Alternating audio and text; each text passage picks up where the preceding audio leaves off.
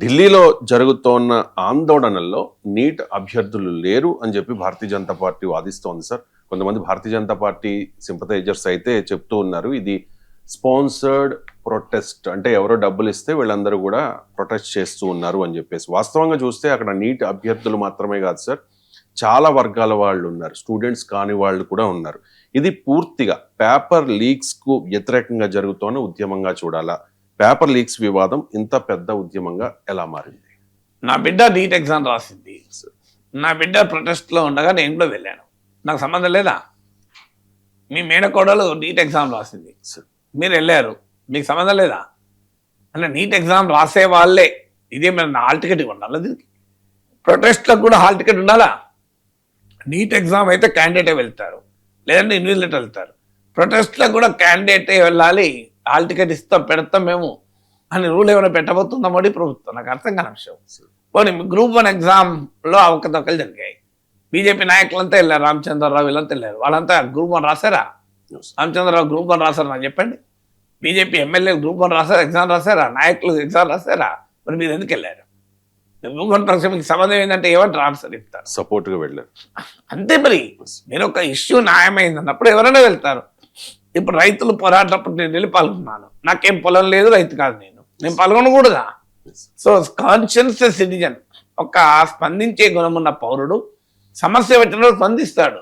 దానికి మీరు హాల్ టికెట్లు పెడతా, మీకు ఆ exam NEET exam hall ticket ఉన్న వాళ్ళే ఈ ప్రొటెస్ట్లకు రావాలనే కండిషన్ ఏంటి? అయినా ఒక డిమాండ్, ఇది కేవలం నీటే కాదు, ఇవాళ నీట్ ఎగ్జామ్ ఒకటే కాదు కదా, మొత్తం విద్యా వ్యవస్థలో జరుగుతున్న అన్యాయాల పైన ఇది ఒక పోరాటం. అర్థం కావాల్సింది కేవలం నీట్ ఎగ్జామ్ అయ్యంటే ఇంత రెస్పాన్స్ వచ్చేది కాదు. NEET exam is a trigger. ఎప్పుడు కూడా మనకి ఏమవుతుందంటే కొన్ని ట్రిగర్స్ ఉంటాయి, అప్పటిదాకా ప్రజల్లో కోపము, బాధ, ఆవేదన, అసంతృప్తి మీకు పేరుకుపోతూ ఉంటుంది. సడన్గా ఒక పాయింట్ వచ్చినప్పుడు అది ట్రిగర్ అవుతుంది.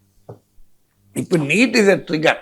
అసలు విషయం ఏంటి అంటే, ప్రభుత్వము వికసిత భారత్ అని, $5 ట్రిలియన్ ఎకానమీ అని, దేశంలో ఫాస్టెస్ట్ గ్రోయింగ్ ఎకానమీ అని, టాప్ 5 ఎకానమీస్లో ఒకటని ఊదర కొడుతూ వచ్చింది. క్షేత్రస్థాయిలో యూత్కు అలా కనిపించడం లేదు, వారికి మాకు ఉద్యోగాలు రావడం లేదు, ఎకానమీ ఎనఫ్ జాబ్స్ క్రియేట్ చేయడం లేదు, ఒకవేళ క్రియేట్ చేస్తున్న జాబ్స్ కూడా క్వాలిటీ జాబ్స్ కాదు, మీకు బెటర్ పే ఉండి బెటర్ వర్కింగ్ కండిషన్స్ ఉన్న జాబ్స్ కాదు. ఇది మొదటిది. రెండవది ఆర్టిఫిషియల్ ఇంటెలిజెన్స్ ఫియర్స్, యాంగ్జైటీస్ పెరిగిపోయాయి. ఇక్కడే కాదు, మీకు స్టాన్ఫోర్డ్లో, మీకు అమెరికాలో కూడా చాలా యూనివర్సిటీస్లో విద్యార్థులు ఏఐ ఫియర్స్ ఎక్స్ప్రెస్ చేశారు కార్పొరేట్ జెట్స్ పైన. సో ఏఐ రెవల్యూషన్ వల్ల యాంగ్జైటీస్ యూత్లో పెరుగుతున్నాయి, మాకు ఈ ఉద్యోగాలు రావేమో అని. మూడవది, మీకు పెరుగుతున్న ధరలు, కాస్ట్ ఆఫ్ లివింగ్ వల్ల మిడిల్ క్లాస్లో భయంకరమైన యాంగర్ పెరుగుతుంది. ఎందుకంటే మిడిల్ క్లాస్ సేవింగ్స్ తగ్గిపోతున్నాయి, ప్రభుత్వ డేటానే చెప్తోంది. Middle class cost of living పెరిగిపోతుంది, ధరల పెరుగుదల, మీకు ట్యాక్స్ బర్డన్ మిడిల్ క్లాస్ మీద పెరుగుతోంది, దాంతో మిడిల్ క్లాస్ చాలా కోపంతో ఉన్నారు. సో ఇలా ఎకానమీలో వస్తున్నటువంటి గందరగోళ పరిస్థితులు, పైకి 7% ఎకనామిక్ గ్రోత్ అని చెప్తున్నా ఆచరణలో కనుక రూపాయి విలువ పతనం కావడము. సో ఇవన్నీ కూడా ఏంటంటే ప్రజల్లో ఒక రకమైన కోపము, అసంతృప్తి పెరిగి ఉంది. ఆ పెరిగిన అసంతృప్తిని పొలిటికల్గా గల్వనైజ్ చేసి ఒక రాజకీయ ఉద్యమంగా మార్చడంలో అపోజిషన్ ఫెయిల్ అయింది. అపోజిషన్ పైన ప్రజలకు కాన్ఫిడెన్స్ లేదు, అపోజిషన్ పొలిటికల్ ఎజెండాలతోనే నడుపుతుంది అని. అందువల్ల ప్రభుత్వం పైన అసంతృప్తి పెరిగింది, ప్రతిపక్షం పైన విశ్వాసం లేదు. 2. మూడవది, బీజేపీ అనుసరిస్తున్న అథారిటేరియన్ పాలసీస్. అంటే ఎవరైనా సేఫ్టీ వాల్, డెమోక్రసీకి ఉండే బ్యూటిఫుల్ క్యారెక్టర్ ఏంటంటే సేఫ్టీ వాల్స్ ఉంటాయి. మీరు ఆ సేఫ్టీ వాల్స్ అన్ని మోడీ ప్రభుత్వం మూసేస్తుంది, బీజేపీ మూసేస్తుంది. ఎవరైనా తన అసంతృప్తిని వ్యక్తం చేస్తే వాళ్ళని దేశద్రోహిని, హిందూ ద్రోహిని అటాక్ చేయడం, వారిపైన భయంకరమైన కేసులు పెట్టడం, వారిని అరెస్టులు చేయడము, నేషనల్ సెక్యూరిటీ యాక్ట్ ప్రయోగిస్తాను ఇప్పుడు చెప్పడము, ఇలా వారిపైన సోషల్ మీడియాను ఉపయోగించి భారీ ఎత్తున భయంకరంగా అటాక్ చేయడం. ఇది దానికి ఈ అథారిటీ పార్లమెంట్లో రాజకీయ పార్టీని బుల్డోజ్ చేయడం, ట్రేడ్ యూనియన్ల హక్కుల్ని కాలరాయడము, రైతులు పోరాడితే వాళ్ళని కలిస్తాను వాదులు అనడము, ఇలా ఆన్లైన్లో ఆఫ్లైన్లో ప్రశ్నించే ప్రతి ఒక్కరిపైన ఉక్కుపాదం మోపుతూ వచ్చారు. సో ఎప్పుడైతే ఈ ఉక్కుపాదం మోపుతూ వచ్చారో ప్రజల్లో ఉండే అసంతృప్తి, అంటే ప్రభుత్వం పైన అసంతృప్తి, ప్రతిపక్షం పైన విశ్వాసం లేకపోవడం, ఇక రియాక్ట్ అవుదామా అంటే బీజేపీ అథారిటేరియనిజం. దీనివల్ల ఏమైందంటే ప్రజల్లో చాలా ఆగ్రహావేశాలు ఉన్నాయి. ఈ ఆగ్రహావేశాలను కప్పిపుచ్చటానికి రామ మందిరం అని, ఆపరేషన్ సింధూర్ అని, జాతీయవాదమని, హిందూ రిసర్జెన్స్ అని, ఇలాంటి భావోద్వేగపరమైన అంశాలు ఆధారంగా బీజేపీ ఈ ఆగ్రహావేశాలను ఇప్పటి వరకు కప్పిపుచ్చుతూ వచ్చింది.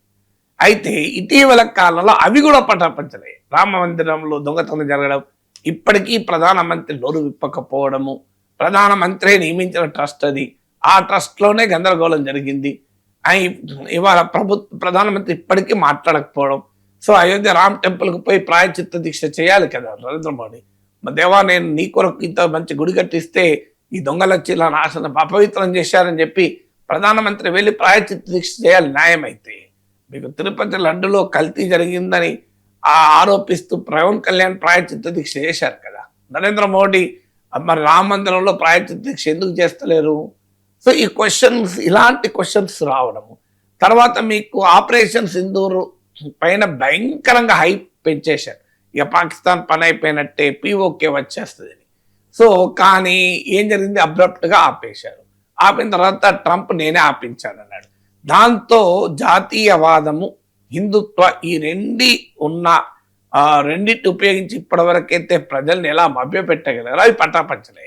దీనికి తోడు వికసిత భారత్, విశ్వగురు కాన్సెప్ట్ అంతా ఇటీవల వెస్ట్ ఏషియా వార్లో ఇండియా భారతదేశ పరిస్థితి చూసిన తర్వాత, ట్రంప్ దాడి చూసిన తర్వాత నరేంద్ర మోడీ, భారతీయ జనతా పార్టీ ఇప్పటి వరకు ఏ అంశాలను ఉపయోగించి ప్రజల అసంతృప్తిని డిఫ్లెక్ట్ చేసిందో, డైవర్ట్ చేసిందో, డైల్యూట్ చేసిందో అవన్నీ కూడా ఒక్కొక్కటి పటాపంచలతో వచ్చాయి. దాని పర్యవసనం, క్యూములేటివ్ ఎఫెక్టే ఈ భయంకరమైన ఆగ్రహావేశాలు. లేకపోతే ఒక పార్టీ కాదు, ఫార్మల్ మెంబర్షిప్ లేదు, ఫార్మల్ లీడర్షిప్ లేదు, ఒక ఆన్లైన్ మీమ్గా స్టార్ట్ అయినటువంటి ఉద్యమానికి ఇన్ని లక్షల మంది ఎలా వస్తారు? 16 మెట్రో స్టేషన్లను మూసేయాల్సిందుకు వచ్చింది. పెద్ద ఎత్తున పోలీస్ బలగాలను, వేల కొలది పోలీస్ బలగాలను ఎందుకు పెట్టాల్సి వచ్చింది? కేంద్ర మంత్రులు వెళ్ళి చర్చలు ఎందుకు జరపాల్సి వచ్చింది? నరేంద్ర మోడీ అర్ధరాత్రి ట్వీట్ ఎందుకు రియాక్ట్ ఎందుకు కావాల్సి వచ్చింది?